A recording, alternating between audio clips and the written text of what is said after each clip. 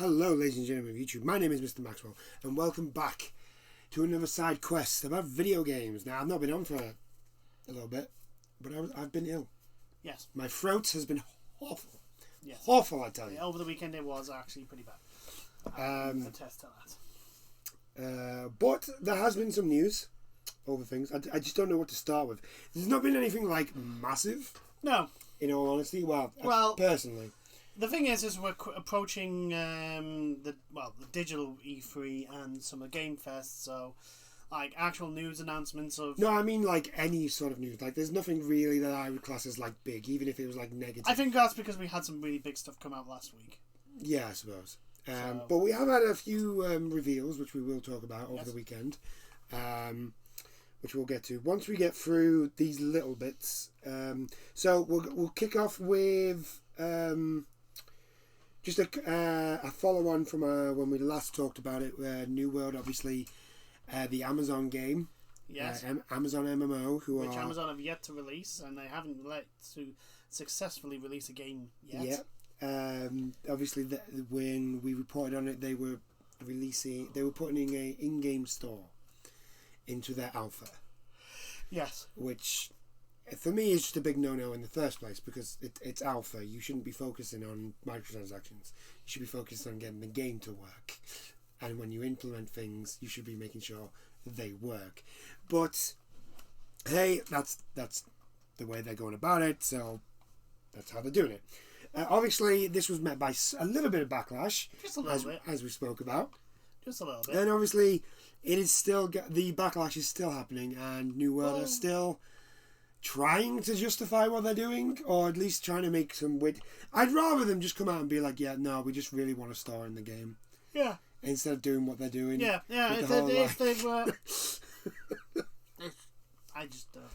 I'd rather them just be straight up and honest instead of just being like, oh no, this is for... this isn't for pay to win. This is just for the people who don't have time for MMOs. If you don't have time for an MMO, you shouldn't be playing an MMO. Yeah. And that's just how it is.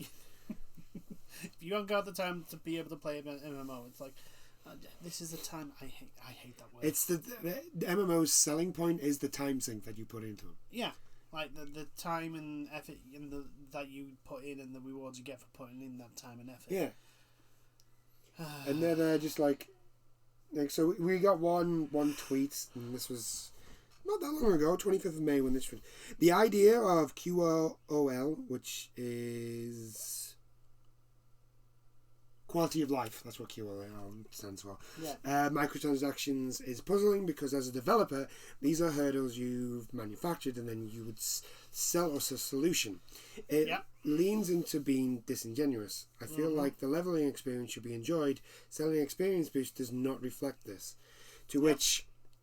the New World Twitter just basically came out with the usual PR nonsense of our goal is to make progression fun, rewarding and challenging for as many players as possible. It's a challenge to find a balance that will satisfy all players, and from the most dedicated to those with less time to devote to the game. I've heard that so many times that it's actually making me tired. It's a stupid... It is. It doesn't make any sense. Like... You're an MMO. The people who are going to play your game first are MMO players. Yeah. Like, people who don't play MMOs are not going to be looking at your game and being like, yeah, totally, I'm down for that. Here's the thing. If you feel that you have to sell time savers, it means that you know your grind is not enjoyable. Which means that... Yeah, and the only reason why it's not enjoyable is because you've made it that way. Yeah, you deliberately made your grind insufferable. Look at Destiny. Like Destiny. Destiny's grind is just absolutely horrible right now. It's terrible. And it's there solely to force people to buy stuff in the store. Do bounties. Just do bounties. And not good ones either. Just kill things with your hand cannon. That's a bounty. And over. The bounty grind's not great. Not great. Gonna just say that. But yeah, you just come out and just say we just want a store. I don't understand why they didn't just do that instead of being like, oh, we're going to sell quality of life. I think, but here's the thing, right? It's in a sense, it's not really the store that's pissing everyone off. It's what they're planning on selling in the store. Yeah, the XP boots. XP boosters and basically stuff to skip the grind, which means that you know that your grind is unenjoyable. Like, this is my thing. The key thing is like, if a game is grindy, if the core gameplay loop is fun, people won't notice. Yeah, this is where I'm wondering, like, what is the actual grind for New World? Because like most MMO grinds usually involve the dungeons. Yeah, going into the dungeons and getting the specific loot that you get from those dungeons. Yeah. That's usually the grind in an MMO. Yeah. Unless you just want to level up, in which case dungeons are usually your best place to go to because they're the ones that give you the most XP. Yeah, because you get XP for beating the monsters, then also XP for finishing the dungeon. Yeah, and so a decent spike. And usually that is the grind for an MMO. For WoW and Final Fantasy 14, that's really your end game grind. Mm-hmm. So if they're added in, and I don't think Final Fantasy 14 and WoW have the experience boosters. I know if you pre-order the next expansion for Final Fantasy 14, it comes with a XP booster. Yeah, it gives you earrings, yeah, but only up to level 80, yeah, to which is that's the max level now. Yeah. Is 80. So it makes that's more it's less of an XP what it booster is, than more. It's more of a catch-up mechanic. Yeah, what it is in a sense, because it only lets you go up to a certain level. if you pre-ordered it today, yeah, you get the earrings now. Yeah. So you would it help you get up to level 80. That's what I'm saying. It's a catch-up mechanic in a sense. It's used to catch people up to the level for the next expansion, which is it's okay. I mean, granted. Very fine line you're walking there, Square Enix. Very fine line. Well, it's that line of like, I'll allow it, I'll let it go, but I'm watching you. Yeah. Sort of thing. It's like that's the limit. No more. I don't think WoW's got anything. To be fair, it wouldn't surprise me if WoW, not experience booster, but WoW does have something like the earrings. Yeah. It wouldn't surprise me. And then again, if it's used just to get those people that are newer to the game up to the point ready for the new expansion, then it's not skipping the grind. It's just gets you through faster. Yeah, it gives you also like it means that you don't have to do all the side quests that everyone else has done to get to level up. But also, like, let's assume that those earrings are so Final Fantasy 14 has this thing of some of your items can be level 0, so that anybody can equip it. So let's assume that those things are level 0. That means new players can come in and actually equip them and use them to get through. Yeah. Because I'm going to be straight up, Final Fantasy 14's Realm Reborn, the first lot, it's not great. And it's a slog. Anything that can help you get through that faster, just do it. It's a slog. I can tell you it's a slog. I'm only just hitting the good stuff, and I really need to get back into the game to actually hit the good stuff. Anyway. So, like, with New World, what is the grind? Yeah. If they're putting in experience boosters in, what's the grind? It's weird, because, like, you get, like, contracts to do, which is either go out and kills. Literally, the from what I've seen, and it's a few builds back, so I don't know if they've added anything. Yeah. But, like, it was basically go to this area, kill a bunch of things, go back. Go to this area, kill a bunch of things, go back. And it's like, oh god, that's Final Fantasy 14, all right. That's early Final Fantasy 14 and original WoW. That's not. But then again, the alphas, they were just early builds. So exactly. And again, the game is still in alpha. Yeah. At least I think this is the thing. It's like, why do they feel the need that they're going to need to sell XP boosters? Why do they think they're going to especially this early on? Yeah, when like it's in an alpha, it's like, what content are you going to deliberately make your game grindier? Like stupid grind? Yeah. Like, are you deliberately going to do a Destiny and go, you need to kill 50 of these to get 5 of these, and then you need 5 of these to get 1 of these? Yeah, are you going to put unnecessary steps in your quests to make them? to making them unrealistically stupid. It's a worry. The only good thing I can think of that's out of this at the moment is at least they're telling people that they're putting a store in. Yeah. Like, I mean, if this was any other bloody company, most likely they would have just... The first thing people would have known was when the store showed up. Yeah. Yeah.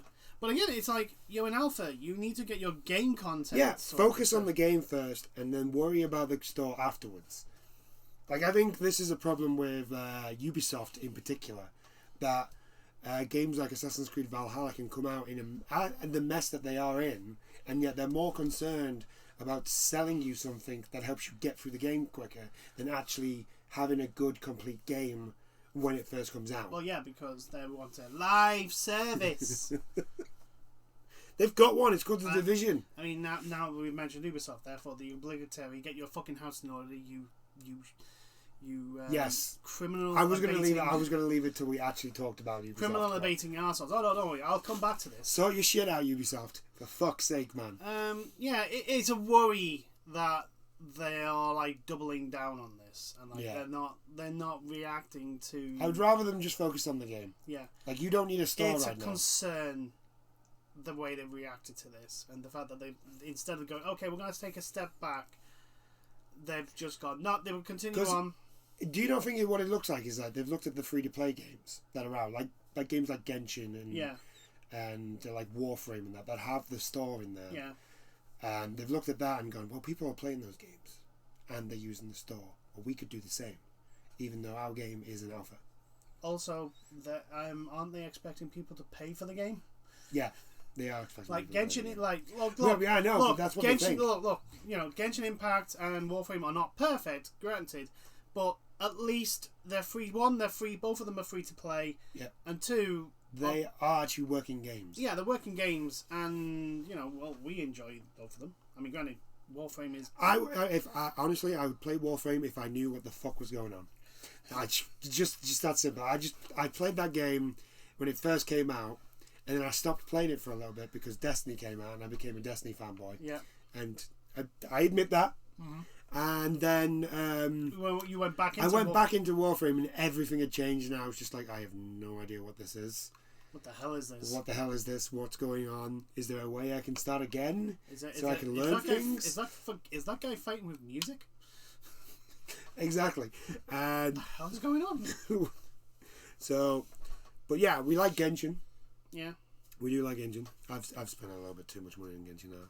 I'll admit that. Yes. But I'm a collector. I want all the characters. Yes. That's why people say if you want all the characters, you really should be playing Genshin. I know. I know. True. But a pandemic happened, and I had literally nothing to spend my money on because nowhere was open. Anyway. So I couldn't go anywhere. But anyway. Back to the world.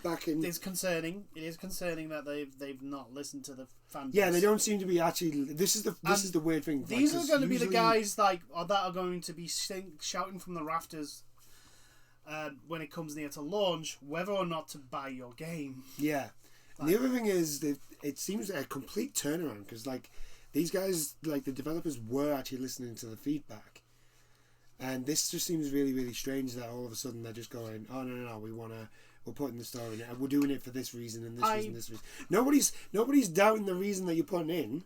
What we're saying is maybe don't right now. Focus on your game. New World has been. I'm wondering if Amazon have. It is possibly come around and said, you need to start making money, otherwise we're going to pull the plug on you. Maybe. Which, considering the fact that this Amazon game's been delayed twice. Yes, it's been delayed twice. It's clearly not even a beta yet, and the beta seems to be which is such a shame because at the moment distance away. It looks really good. Yeah, it looks really good and fun to play. The big thing is that Amazon. It does seem like whoever's in charge of the game part of Amazon, doesn't really know what they're doing. Well, yeah, we read that article a while ago. We actually mentioned this a couple of about a month, maybe 2 months ago. Yeah. That the people who are actually running the Amazon Games section actually don't know what they're doing. Hence why Crucible was so bad. Yes. And I mean, granted, could be worse. You could be Stadia. That is true. That is true. Stadia. Somehow Stadia is still a thing. Still a thing. Although I generally think Google really want to. They're getting there, but they're like, no, we have to prove everybody wrong. We're going to stay with this one. Yeah, they say we're going to kill it. We kill to which everything. I look at it and go, out of everything that you've picked, this is the one that you choose to die on. This is the hill. This is the hill you choose to actually like make a stand and fight and defend. Like really? This one. This one. Okay. Right. But not enough to actually, make things better. Oh no! Don't be silly. Don't be silly. Moving on. Sony are being weird with crossplay again. Yeah. Borderlands 3 is getting crossplay. Mm-hmm. And Sony have decided that no, you can't crossplay if you're on the PlayStation. Because of course. Because reasons. Because Why? Sony are being Sony again. Why? I said this when they did that with Fortnite. No, there was no justifiable reason. There's no reason not to allow. I've always kind of been on the fence with the whole crossplay thing because, me personally, I generally don't give a crap. Yeah, but for me personally, if crossplay was a thing or wasn't a thing, it doesn't really bother me. Yeah, it doesn't really affect you. But I see no harm in it. The thing is, having the feature in is not detrimental. I was gonna get to that, but you didn't let me. My finish. apologies. You just keep jumping in. Like I said, my personal view on crossplay is it's a thing. Like it's not nothing massive. If Xbox came along and said, no, we're not having crossplay on these games, it generally doesn't bother me that much about anything. The same with Sony, same with Nintendo. It's just a thing to me. And I know a lot of people would be like, well, my friends have got an Xbox, I've got a PlayStation, it means we could play. And I get that. That's good. Because I have friends who have only got an Xbox, and I've got a PlayStation. So crossplay would help me play with them. And that's great. But this, again, crossplay, like you've said, it doesn't hurt anybody if it's there. Like, it's not going to do anything. Usually the developers give the players the option to turn it on or off. Exactly. So I just don't understand the reasoning. Really don't. I don't understand the reasoning. It's almost as if like someone doesn't understand what it is. The other thing that I don't understand, like they feel like it's almost as if they like someone in Sony who's saying no to this is like, well, Microsoft might learn our secrets, and I'm like, no, that's not what it. No, that's not what it would do. Like, it's not that. That's not how it works. What I don't understand is like they're against Borderlands 3 from getting crossplay support, but Call of Duty is fine to get crossplay support. Oh, that's easy. Activision paid and them the crossplay Activision paid awful. them Activision paid an absolute shit ton of money. The money that should have gone into the actual crossplay feature, they paid to Sony to allow it to. It's absolutely awful, that crossplay. Because apparently Sony's charged for that feature. Yeah. That doesn't very This is why I don't like Sony being not the dominant position, but the unopposed dominant position. They're on top. Yeah, without really by much... a country mile. It's like if Microsoft was snapping at their heels, which in a few years' time they might be, but at the moment they're not. Let's all be honest, people. They're not. Yeah, there's a reason why nobody's talking about an Xbox right now. Why no one's going on about the shortage of Xbox Series X? Yeah. Even though there is a shortage, no one goes on about it because no one cares. Nobody wants one. It's just... Well, no, there are people who want them because otherwise there wouldn't be a shortage. But like, there's just not enough people caring for it to actually be used. Unlike the PlayStation 5, where every man, dog, and child wants a PS5. Yeah. So yeah, Sony have decided that Borderlands 3 cannot have crossplay. I do not know why. Randy Pitchford, that great man of men. I mean, to be perfectly honest, I would take everything coming out of the mouth of Randy Pitchford with a giant grain of salt. Yeah, but to be fair, this one is generally. Although believable. Sony have a reputation and history in regards to these sort of things, so it's like, yeah, I wouldn't trust Randy Pitchford, but I wouldn't be surprised if he's actually telling the truth. So, the tweet that Randy Pitchford put out, good news or bad news first. Good news, an update for Borderlands 3 has been prepared for a release that includes full cross-play support across all platforms. Bad news, for certification, we have been required by the publisher to remove cross-play support for PlayStation consoles. The source of the issue could be Sony. Which most likely, to be fair, it probably is. Most likely is Sony, because I don't see why 2K would. It's between that, and the article also goes on to mention the recent Epic versus Apple trial has revealed that Sony has a special agreement with Fortnite developer Epic Games to enable crossplay in the title on PlayStation consoles. Epic Games had to agree to pay additional fees to Sony to enable Fortnite crossplay on PlayStation. So most likely, what it is Sony have basically done the same. have basically gone, yeah, you can have crossplay in Borderlands, but you have to pay a fee.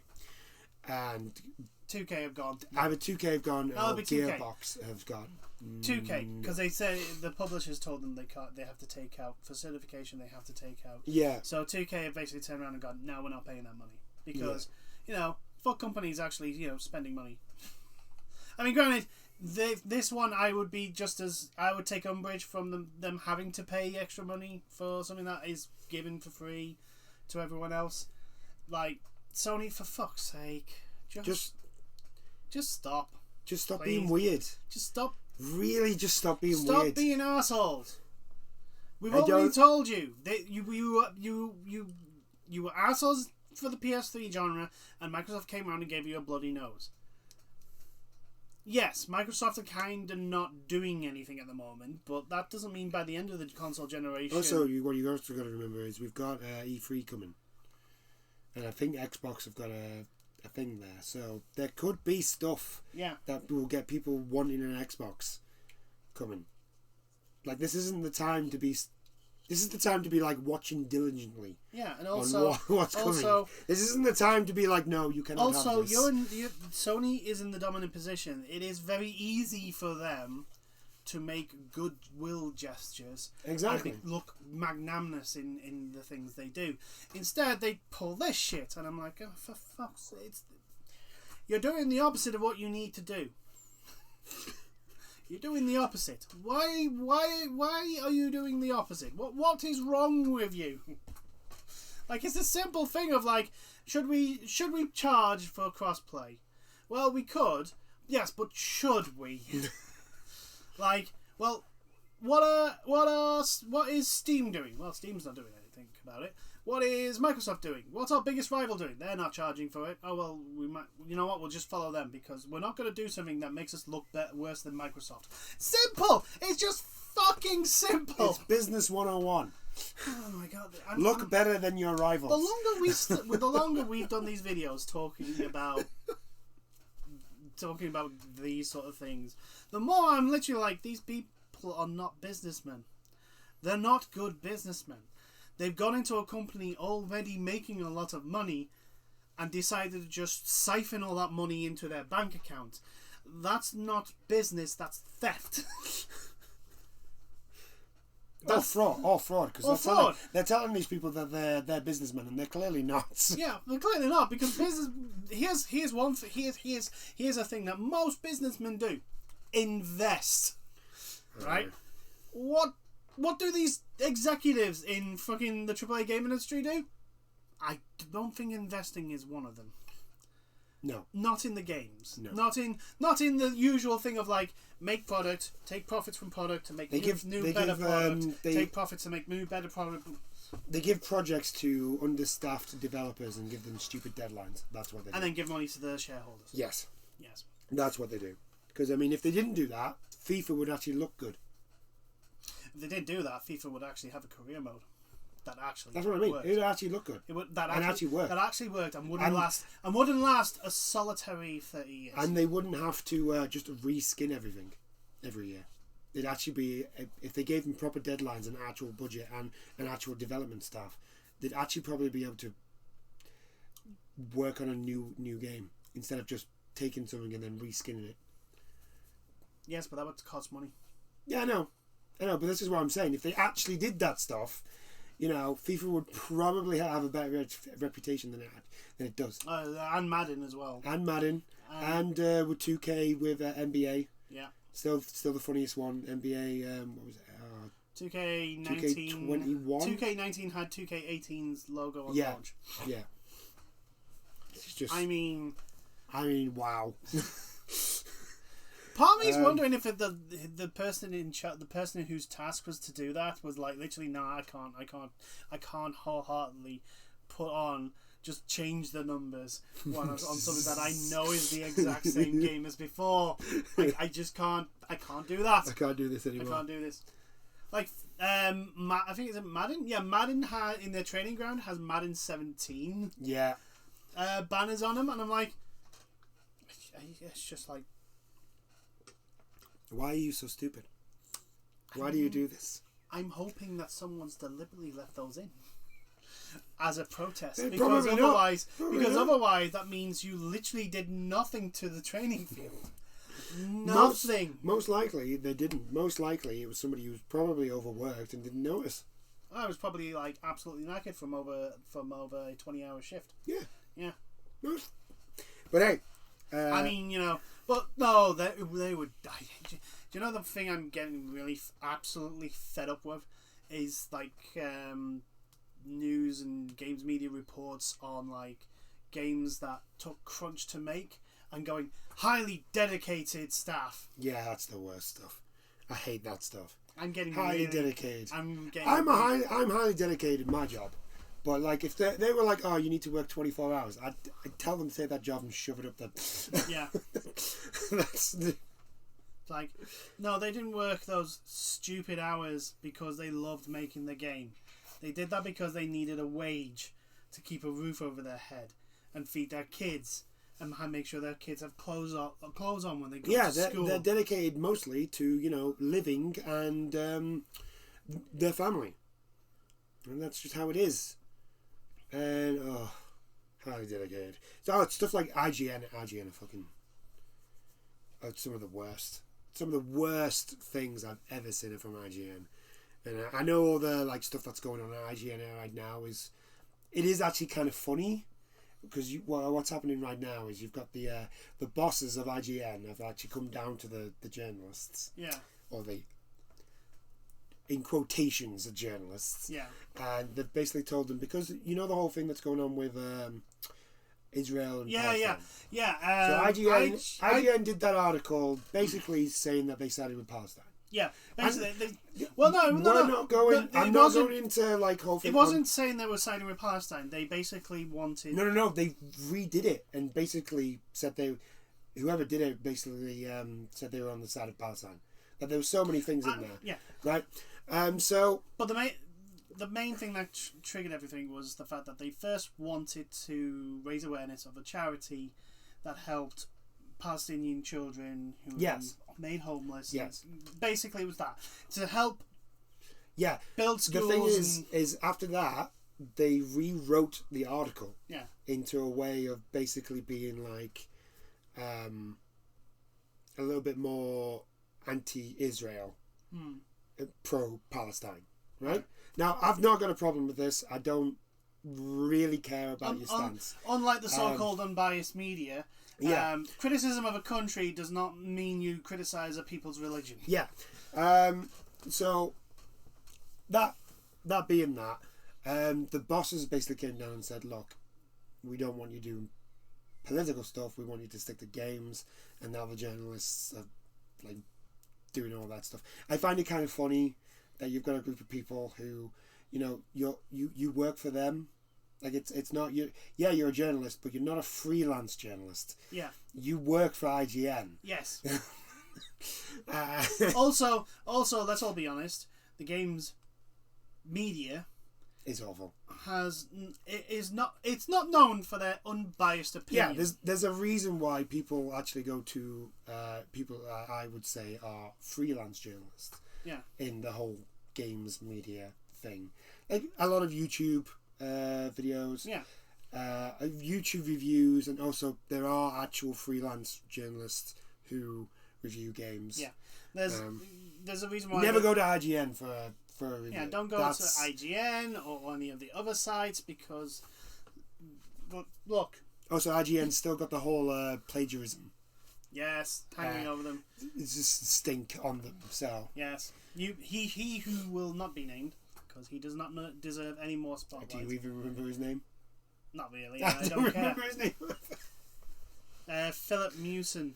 There we go. Yeah, there you go. You said you weren't going to say his name. You then challenged me to remember his name. I'm like, I'm gonna. I didn't. I was like, I don't remember his name. I was like, do you even remember his name? Anyway, that chestnut is that's all a thing. That person of personage. That's all a thing with IGN. Kotaku does it as well with their dedicated staff. It's really annoying to see, like, because like we know this shit happens with like crunch and especially with Ubisoft now after finding out about all the allegations and shit like that, and yet you still have, like, especially Ubisoft's the one that annoys me the most, because you've had all these allegations and yet you still have these fucking publications who kiss the fucking ground that Ubisoft walk on so that they can get a fucking review copy of a broken, busted game. Yeah.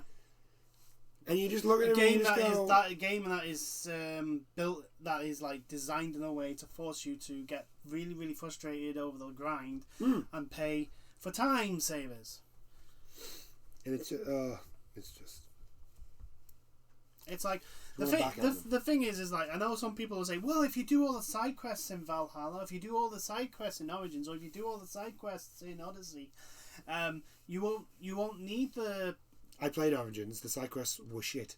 You won't need the time save, the XP boost and stuff. And yes, but here's the thing: you're supposed to do the side quests.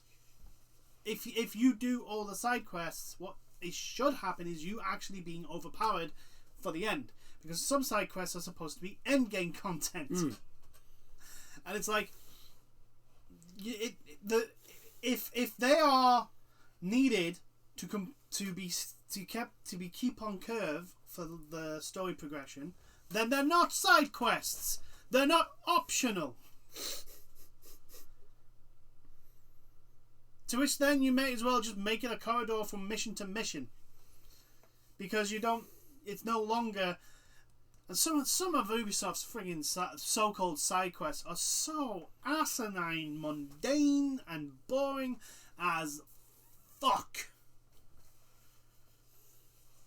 Yes. And no, it's no. If I have to complete every single fucking side quest to stay on fucking curve for the story progression, then no, your level design is shit. Oh yeah, it is terrible. Anyway, enough about that. Yes. Shall we move on to our annual bashing of Avengers? Yes. Considering the new events out, and it's not terrible. It just doesn't work. It just doesn't work. First off, the big problem. Well, not just the big problem. Not the big problem. Sorry, I got that one. The reward problem is you do this event and all you get is a nameplate, which is absolutely nothing. Why do they not get it? Why do players not get a skin? What are you doing, Crystal Dynamics? Like what sort of like? Do you understand rewards? Seriously, do you understand like the effort put in? Has to be, the reward you get has to match the effort that was put in. And if you've made an entire season or an entire part of the game or a part of the year for this event, surely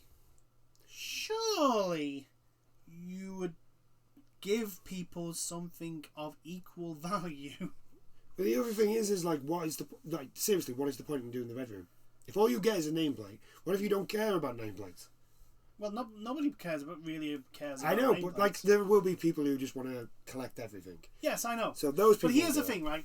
Every other game that I've played that has nameplates, they give them out like confetti. Yeah, like they're usually like. Like on War Thunder, I have like 20 fucking nameplates. Yeah. I hardly play that game anymore at the moment. Just reasons.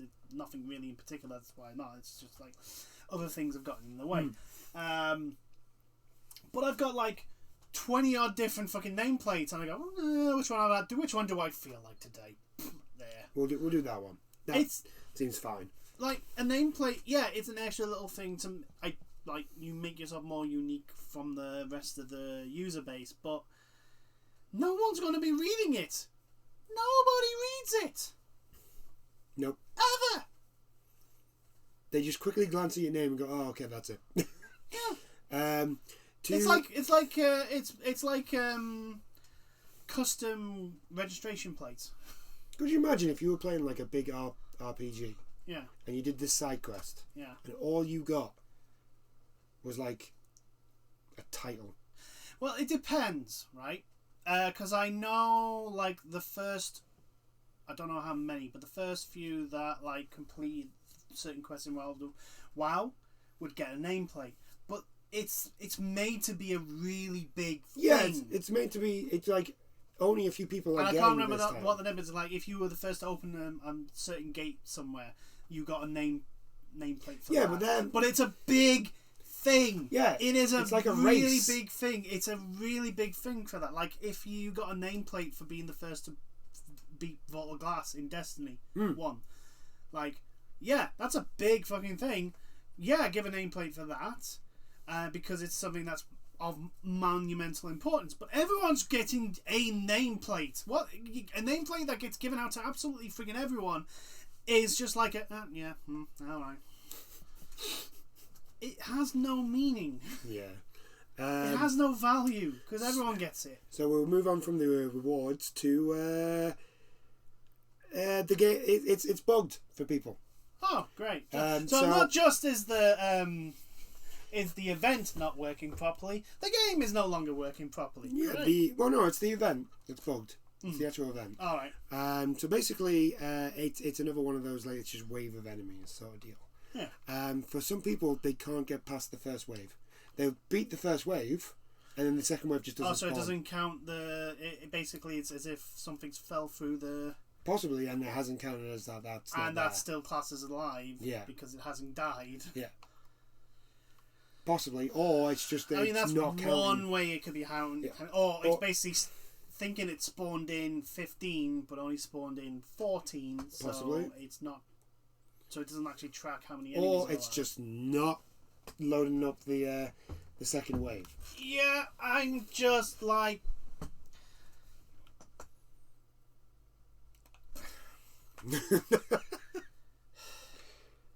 And then here's the best one. Here's the best one. So you got that right. That's what the other bug that has happened. It's people who have completed the whole thing, and then not get their rewards and not spawning.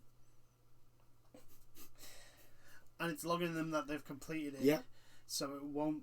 If they do it again. Yeah, they won't get it. They won't get the reward because it's claiming that they've already got the. Yeah. Oh my god. Crystal Dynamics. You had one job. You got one job. One job.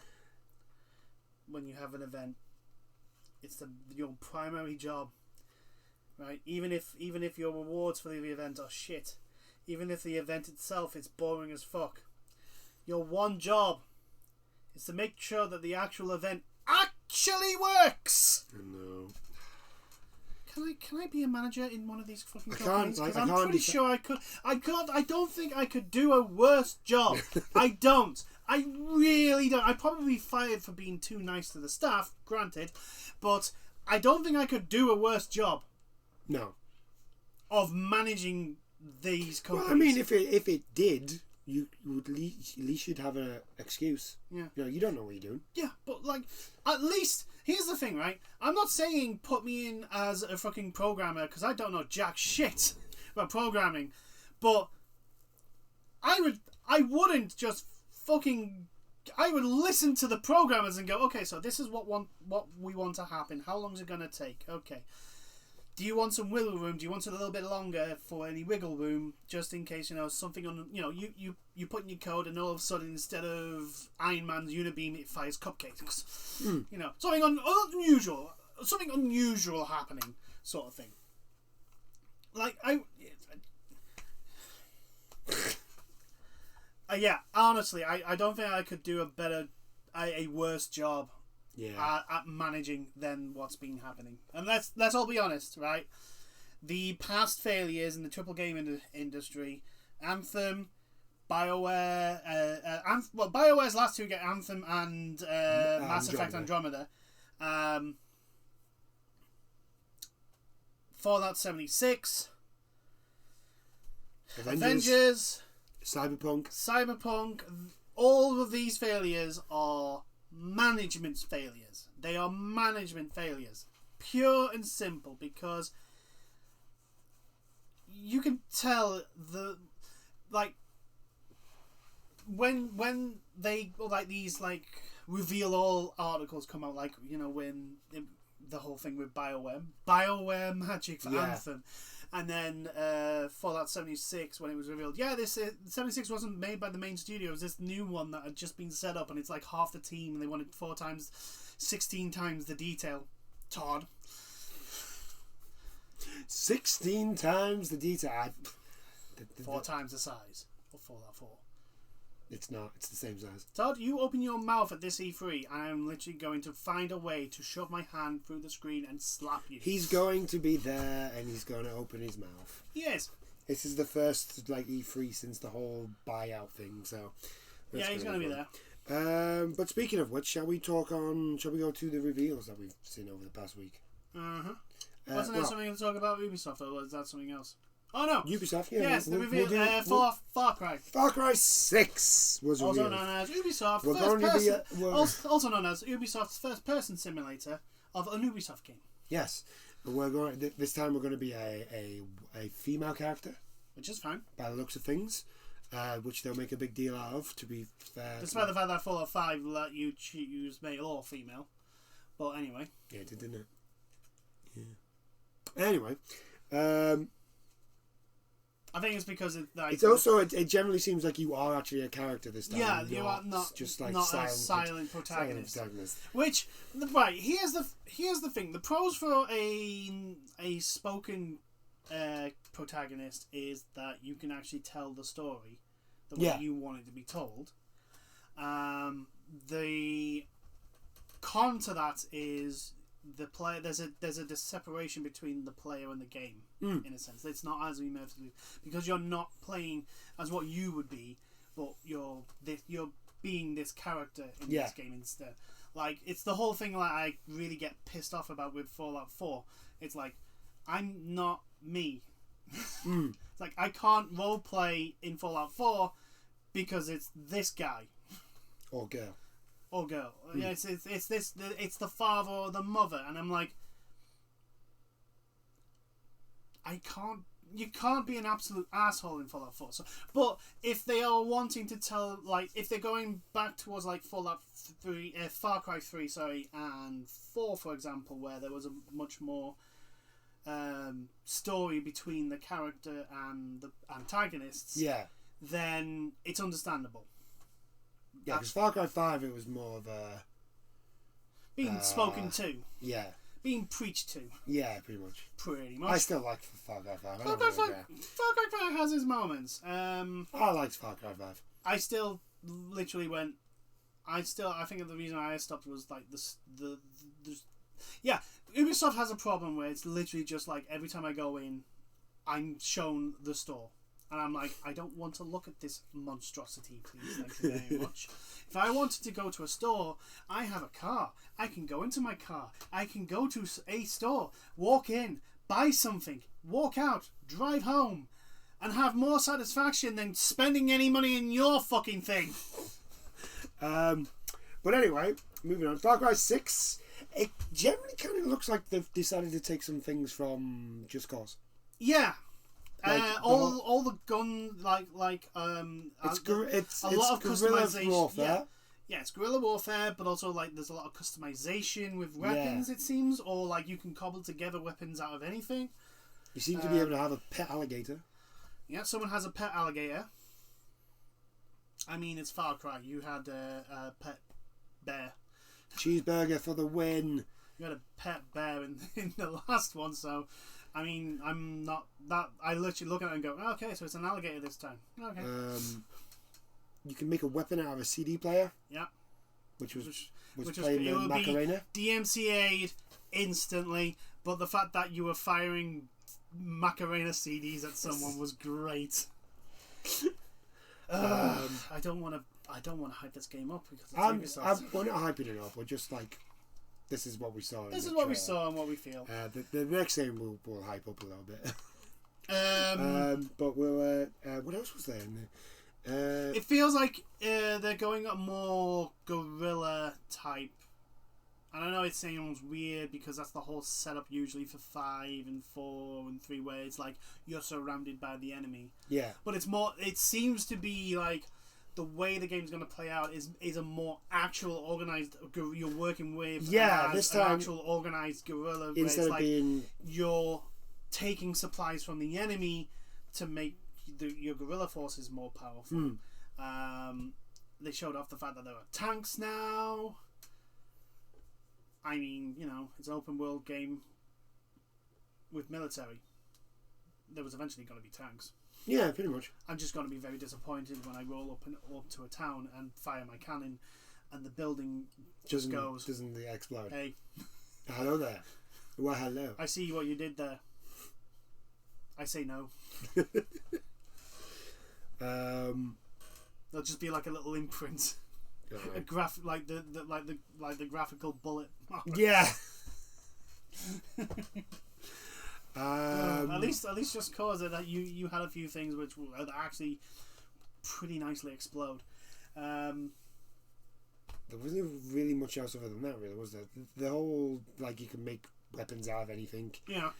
That's probably going to be their big selling point for this one. And the other part was you could approach missions in a multitude of ways from the looks of it. So you could either go like through, instead of like taking the main roads, you could go through like the jungle and go through the back alleys, and like basically you could either go basically not go undercover. You could stealth into a place, or you could try and like stealth your way into it, but like in disguise sort of thing, like in a truck with some fake IDs, and try and get through that way, get through checkpoints, blah blah blah. Which is variety, a whole thing of like, here's the tools, here's your mission.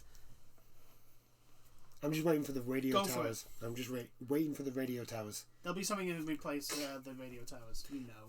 We've actually got a city as well. Yeah. This will be the first time we've had a city. I think. I'm trying to think. Far Cry 2 it had what it would call a city, but at the time it was probably not possible to put an actual city in.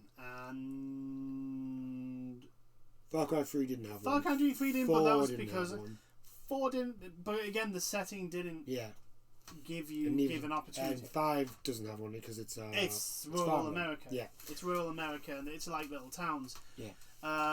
This had So this seems to be like a fully blown city in the sense of like just cores and other open worlds where it has like a city in it where it's like, this is clearly a massively upbuilt area with big buildings, and I mean didn't look like it had skyscrapers, but if you think of like your South American major city, minus any skyscrapers, that's the that's the feeling it gives off. It looks alright. I'm not gonna bash it. But no, there's nothing to bash it at the moment. But Ubisoft kind of. I am waiting for the XP boosters. Yeah, I'm waiting for the store to come out and go, here. Do you want gold-plated guns? Do you want this XP booster? Do you want to skip the grind? To be fair, it's Far Cry. It shouldn't really have grind. It's a Ubisoft game. I know. Anyway, we shall move on to I would just like to leave Ubisoft at this point because it's Ubisoft and the whole baggage that comes with Ubisoft now. Far Cry has a lot of work to do. It's not gonna do anything. It's not gonna be anything. I don't think it's gonna be anything that's gonna like massively special. No, it's not. But the point I'm making is because of the shitstorm that is Ubisoft and their management of a certain situation, they really need to get their fucking house in order. Any game coming out of that company is instantly starting at a low point. Yeah, here's my thing for what it looks like. It just looks like another Far Cry game. Yes. That's what it's going to be. all I can say. It's going to be another Far Cry game. Yeah, it's just another Far Cry game. So if you're into Far Cry, there you go. I am into Far Cry, but I haven't really touched it in a long time. Yeah. There are better games, in my opinion. But anyway, moving on into a game that we both like. Yes. Genshin. The Genshin 1.6 live stream dropped. And there's actually a lot. There is. The new character looks pretty damn cool. So in the space of time that Avengers, a £60 game. Mm-hmm. Avengers, in the space that Avengers is going to give probably one event, Genshin's given us about 5. Yeah, around about 5 events. 5 events, all interlinking. Yeah, and it actually looks really fun, to be honest with you. They've got another character coming in. Kazuha. Yeah, another 5-star, and I'm like, oh, don't do this, please. 4 stars, that means I've got a chance every pull of 10. Well, with Klee being... Well, Klee's coming back, but because I've already got Klee. Yeah. So with Klee being the first banner, that gives me more time to save up on my Pyro gems. I'm doing the daily stuff. Yeah. And any sort of quest things. So there's that. So I don't have to worry about that. That's good. So I can just save up and get ready to spend those Pyro gems that I save. So we've got Kazuha coming. Yeah. We've got a new Archon story quest. Yeah, it's the next area we're going to in the main quest line is Inazuna. Inazuna. And it's the Archon for that, but it looks like we're getting to the point in the story where we set off for Inazuna. Yeah. But we're not actually going yet. Yeah. So it is looking like 2.0 is going to be Inazuna.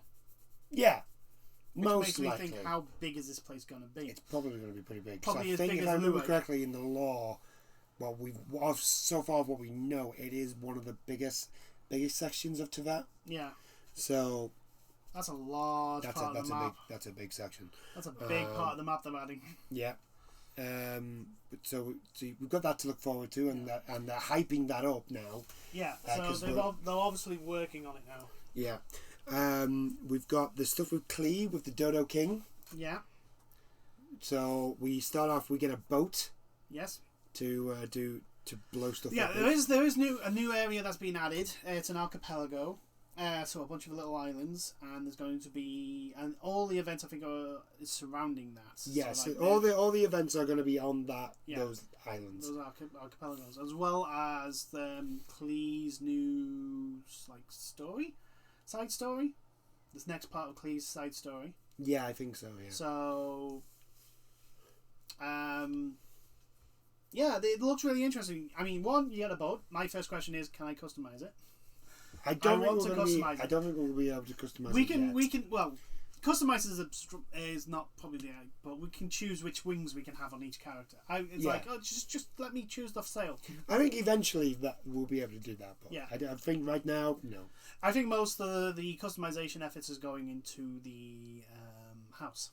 The house, yeah, the house in like village, which is I'm actually enjoying the house right now with the teapot.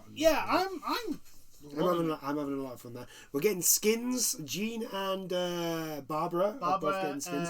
Barbara will be a free one if you do the events. Yeah. And you will have to pay for Jean. Now my thing is if I buy the Jean skin, do I get Jean? Yeah, might do. Because if I do, you're doing that. I'm going to do that because Jean's the only character that I need. I've got everybody else. So Jean is literally the only character that I need. What else we got? We're getting a new monster, Magu Kenki. Okay, yeah. Something it's like a samurai type boss. It's a new boss. Yeah, he looks like a puppet as well. Though. Yeah, there's clearly something else they're not letting on regarding it. Yeah. But it is very interesting. It looks like it could be a fun fight. So that's cool. I'm really hyped for the next thing, which is I think next week. I think it drops. It's either next week or the week after. Yeah. So we have that to look forward to. Yes, I'm generally looking forward to getting Kazuha. If you can. If I can, obviously. But, because I think if I level him up enough, he's probably going to replace the Traveller. Just because I think his abilities are a lot better than the Traveller's. Yeah. Travellers probably need some love. Yeah, the Traveller needs some love. But his abilities are, I mean, other than Windblade, because I'm not a fan of the Whirlwind that he does. I don't mind. The thing is, though, it's if in certain situations the whirlwind can literally just wipe like everyone out. If you know those ones where like you're fighting on the rocks, yeah, and you just basically use that, it just throws everyone off into the water and they're all dead. It's great. Yeah. But I admit, the Traveller's abilities are more what's the word? Situational. Yeah. While this one seems to be very more universal. Yeah. Like the fact that he does that jump which pulls everybody in, and then you can like that looks really cool. Combine that with Klee's cluster bomb. Yeah, or Ganyu's flowers. And you've got some decent attacks there that you can just like set up on your own. They're also and his ultimate is an AOE as well. Yeah. Like it's an area of it creates a zone that then has like certain it reacts to any other elemental, so like combining that with the fish or Rosaria's special with the Ganyu's as well, like AoE 2 area of effects in there. So it's gonna be hard not to, if you get him, not to use him instead of the Traveller, but depends what you have your animo user being, which animo character you want. Because if you have Jean, for example, and she's your healer, then there's I want Jean, if I'm honest, but I don't have Jean. So if I have Kazuha, I'm just going to stick in Kazuha instead, I think. Yeah. Because if I can get Jean, then Jean's going to be taking the Traveller spot. But yeah, that's it for Genshin. Obviously, lots of. We didn't go about the events. There's the boat one where. There's multiple ones. There's a race one with the boat where it involves both going around in the boat and then gliding. Yeah, there's one where you just go around blowing stuff up. Then there's like a horde mode. Yes. Never-ending battle. Yeah. And then there's like a boss. Shows there's like a boss rush. Yeah, event. I don't think it's a boss rush. I think each different thing you pick is one of the different bosses. But again, like some of the other domain events that they've been doing, you can then tweak the difficulty and the like. I've got a feeling like the further you go down, like it will eventually be like you fight one boss, then you fight another boss. Yeah, potentially it could end with you fighting all of them at the same time, which could be actually fun because like you're getting to the point where if you know your matchups for characters, like that could be a really fun burst damage a lot of bosses down really quickly. What I've found is like Zong and Dulik really work well together if you've got them if you've got them in a certain build. So my Zong and my Dulik actually play off each other. So my Dulik is like mass damage and my Zong is defense. Yeah, for me, if I want to burst damage, I have Fish and Dulik. Like Fish brings out Oz, and then I switch to Dulik and do all its flame attacks, and the burst damage of that is ridiculous. I think I've got Fish in there as well,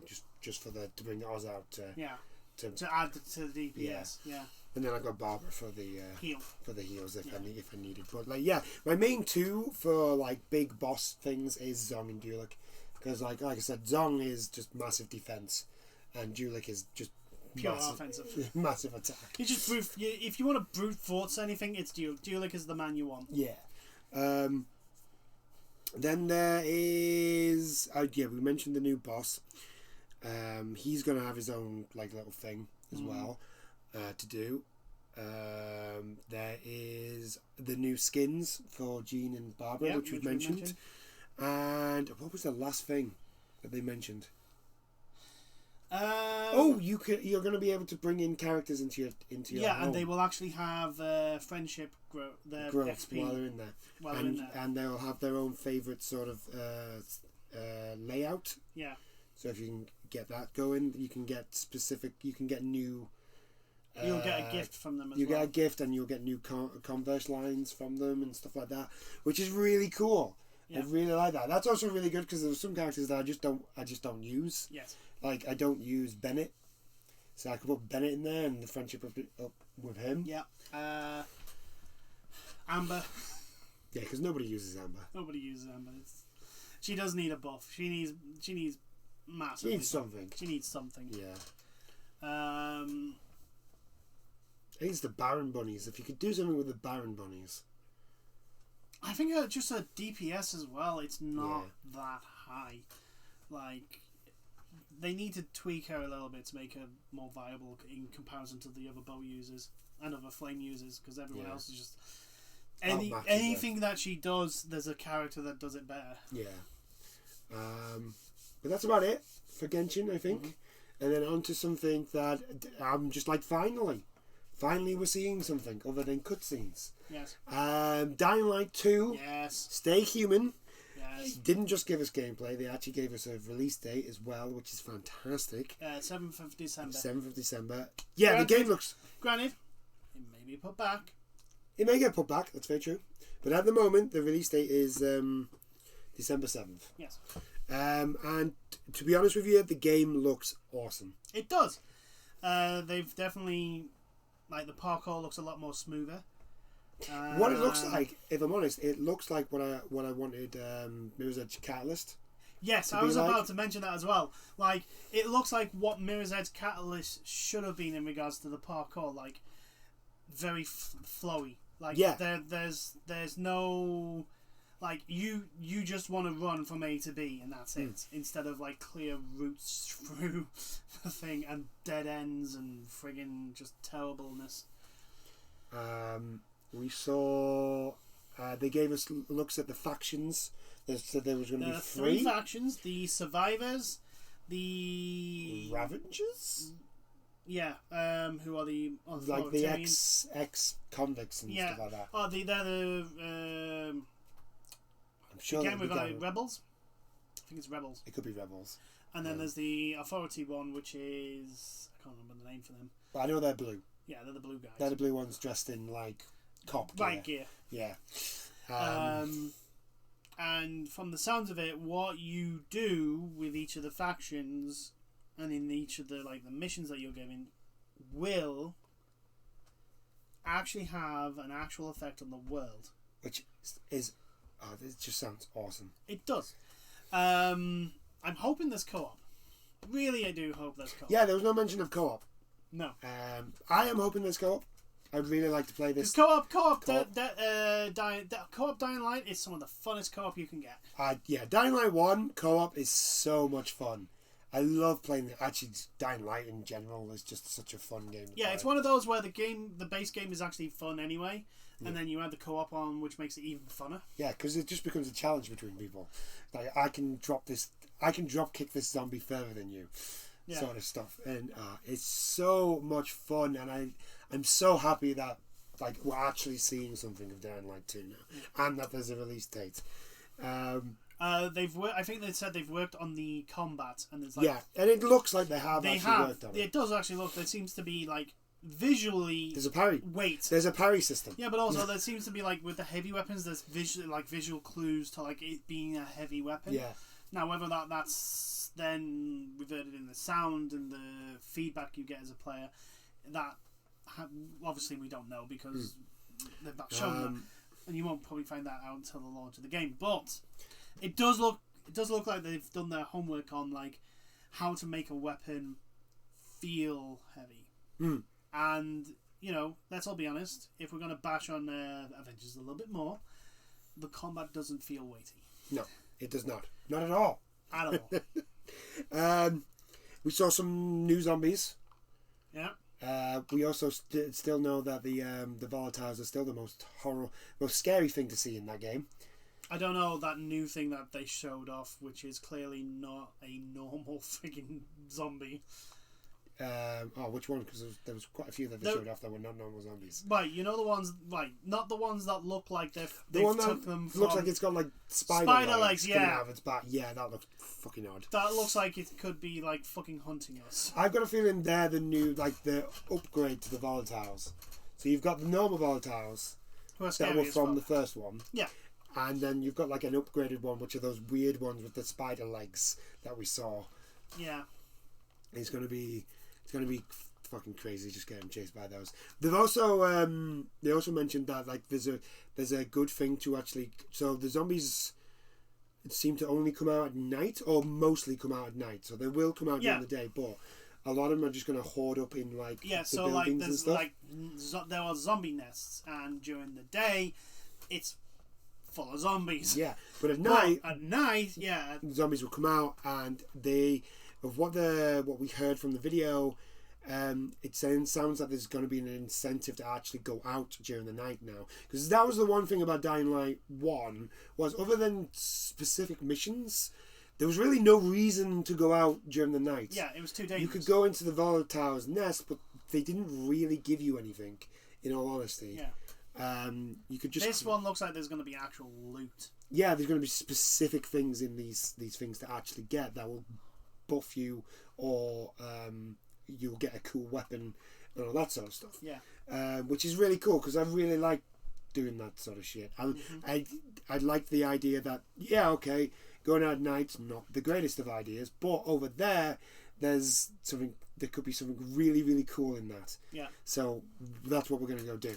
We'll go do that. It could be the case of, well, in there is the ability to cast gun. Yes.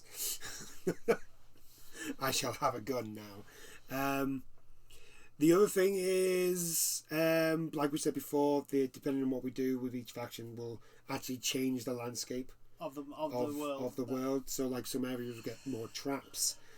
Other areas will be a little bit more clear out. Yeah. Cleared out and clean. I think in the previous thing they'd shown, like, you could actually drain areas that have been flooded. Yeah. And gain access to whole new areas. Yeah. So yeah, it's really going to be interesting. It's interesting. To be fair, to give them this and to give them props. If you compare it to the first one, like, this game is massively ambitious. Yeah. To what it wants to do. Like, they could have literally done the exact same game, maybe added a couple of things. You're right. It is ambitious, but I think it's ambitious in the right way, where they're taking the stuff that they learned from the first game and going, okay, so we can add these things to it. Yeah. They're not going like fucking, we're going to put in a new engine and we're going to do all these new things and stuff that we've never even touched before. We're going to put those in as well and this in as well. It's going to be fat. It's going to be 16 times the detail, and it's going to be 4 times the size of the last map. 16 times the detail. There will be 16 times the detail. I'm just saying. I mean, it won't. It won't have 16 times the detail. I mean, it might do on the PS5. Maybe. I don't know. Fallout 76 is just so easy to bash. I know it is. It is. So much fun and that's to bash all. as well. It's all Todd's fault. It is all Todd's fault. Because if he hadn't have said all that, 16 times the detail. Actual weather climate. Actual weather patterns. Weather patterns. Oh my god, why? But anyway, back onto cool things. We said, other than the weird spider volatile thing that was there, we also had the obligatory now in zombie games. We had the screamer. We had the giant heavy thing. Heavy one. One that looked like it was going to explode. And what was the other one? It was like a weird plague looking thing. Looked like a spitter. Looked like it was going to be a spitter. Obviously you've got the Left 4 Dead. Yeah, and you've got they showed off some of the virals, which actually look really cool. Now the virals are more like the 28 days later zombies. Yeah, where they would literally run at you. They were always fun to just like kick off buildings. They were always the fun ones, because they would like chase you and you'd just be like, kick, and just fly off. Yeah. Look, as long as we don't get the combination of World War Z 28 days later. My God, that is a terrifying prospect. I mean, running and piling. No. World War Z zombies ran anyway. Yeah. But like, they didn't seem to be any tougher than a normal zombie. It's like put a bullet in their head and they go down. The ones in 28 Days Later was like, yeah, I'm gonna have to hit you. I'm gonna have to take your head off. Yeah. To kill you. That's about it. I think that's about it. I'm massively hyped for Dying Light 2 now. I am really hyped for it. Yeah. It looks fun. It really does. I honestly can't wait now. And it's coming out at the end of the year. Hopefully. It might get delayed. If it gets delayed, that's fine. Just make sure you release the game in a working condition and it's good. I'd rather have a working Dying Light 2 than that Cyberpunk situation all over again. A delayed game can be good. A rushed game will be terrible forever. And I will know, yes, we live in the day of patches and all that, and day one patches, and we can fix the game, yes, but not every game will get that time. Yeah. Also, like, not first impressions mean something. Yeah. Not every game, like No Man's Sky still has the reputation of its launch. Yeah, there's a reason why people say No Man's Sky. Yeah. Even though they've done wonders with that game, it's still shackled to the launch. Yeah, that reputation is there, and it will always be there. Like, Fallout 76 will always be known for the absolute... Well, not just Fallout 76, anything from Bethesda now. Anything from Bethesda it'll have that stigma. The Fallout 76 stigma attached to it. So yeah, like make sure your games go in good working order before you launch. Cyberpunk. Yeah. Cyberpunk will go down in history. Like CG Projekt Red now, for whatever they make now, Cyberpunk will always be there. People will always have Cyberpunk in the back of their mind when they think of that. But anywho, I think we'll leave it there. I think that's a good place to end. Massively hyped for Dying Light. I've got Genshin to look forward to, and we have actually Far Cry 6 is coming out in October. Yes. We had a release date for Far Cry 6 as well. So those of you that are looking for the Far Cry 6, there you go. That's how long you have to wait. Not long, to be fair. Yeah. It's only a couple of months. And once again, Yves Guillemot needs to resign. Yes, Ubisoft, get your shit sorted. But on that note, I do hope you've enjoyed this chat, and we'll see you in the next one. Toodles. Bye now.